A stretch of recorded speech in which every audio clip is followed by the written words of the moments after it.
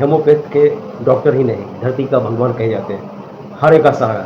जिस बीमारियों का एलोपैथ में अब तक नहीं मिला समाधान, ऐसे रोगियों को यहाँ आते-जाते देखा। यानी चैलेंज से हर दिन सुबह और शाम वास्ता रहा है डॉक्टर नवल कुमार वर्मा जी का।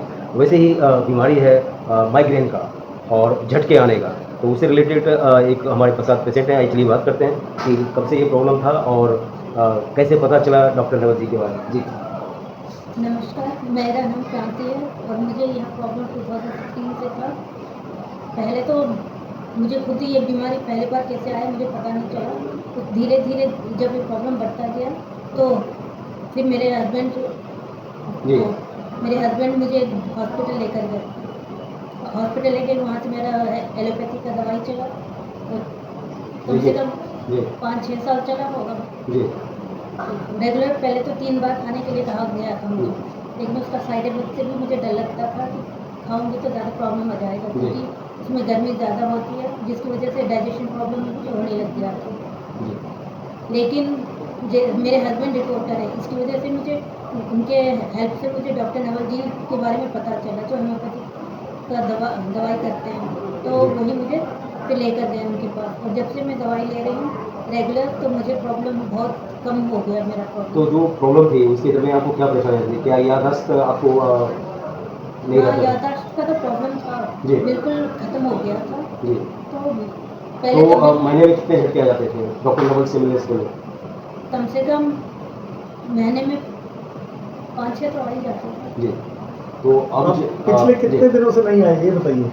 कम से कम साल भर तो हो गया, ऊपर हो गया साल भर से। जी। और याददाश्त की अगर बात करें तो? याददाश्त की तो पहले से है लेकिन टोटली अभी नहीं आया, जो बिल्कुल डिलीट हो गया याददाश्त तो ख़त्म ही हो गया। डॉक्टर नवल रिकवर कर रहे हैं वो लग रहा है कि वो डाटा फिर से हाँ, तो धीरे धीरे कुछ कुछ याद रहता है थे, क्योंकि पहले 2 दिन का भी बात मुझे याद नहीं रहता था। अब वीक में पहले जो हुआ था वो बात भी याद रहता है, 1 हफ्ता जो बीत चुका है वो बातें भी याद रहती हैं। तो आपने बड़े-बड़े एलोपैथ के डॉक्टर से दिखाया, लेकिन एक डॉक्टर नवल जी क्या कहना चाहिए? वो मेरे लिए भगवान है, क्योंकि मैंने तो अभी तक तो मुझे नहीं पता था, लेकिन दूसरों से मैंने सुना था कि इस बीमारी के बारे में बहुत भयंकर बीमारी है, जिसको एक बार लग जाता है उसको जान लेकर ही उसका जाता है। जी। तो लेकिन जब से मैं दवाई कर रही हूँ तो ऐसा लग रहा है मेरा लाइफ फिर मुझे मिल गया। जी।